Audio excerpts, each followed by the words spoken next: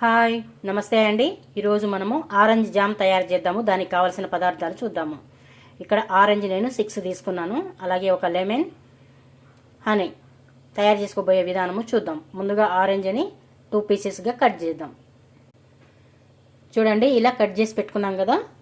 ఇప్పుడు మనం దీని సహాయంతో జ్యూస్ తీసుకుందాము. చూడండి, జ్యూస్ ఇలా చేసుకున్నాం కదా. ఇప్పుడు స్టవ్ మీద ఒక పాన్ పెట్టి స్టవ్ ఆన్ చేసుకుందాము.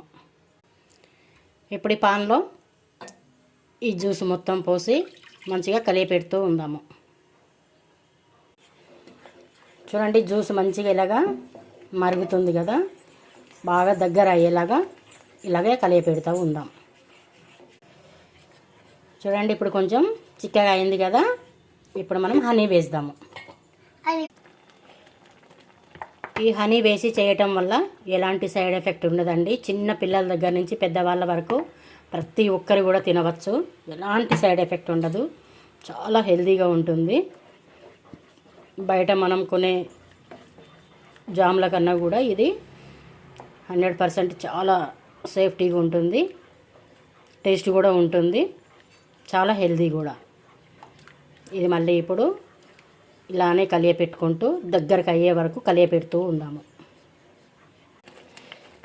చూడండి, మంచిగా దగ్గరకు అవుతుంది కదా.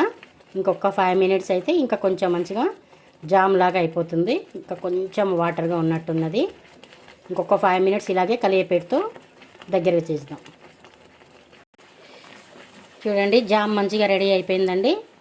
ఇప్పుడు స్టవ్ ఆఫ్ చేసేసుకుందాము. స్టవ్ ఆఫ్ చేసేసి లెమన్ పిండేద్దాము.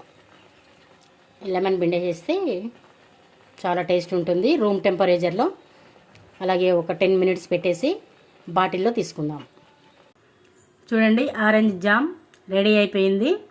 ఇలాంటి కలర్ కూడా వేయకుండా సింపుల్గా చేసామండి. ఇది పిల్లలైనా పెద్దవాళ్ళైనా ప్రతి ఒక్కరు తినవచ్చు. చపాతీ మీద తినవచ్చు, అలాగే బ్రెడ్ మీద కూడా తినవచ్చు. చాలా టేస్ట్ ఉంటుంది. మీకు నచ్చితే ఒక లైక్ చేయండి. Thank you.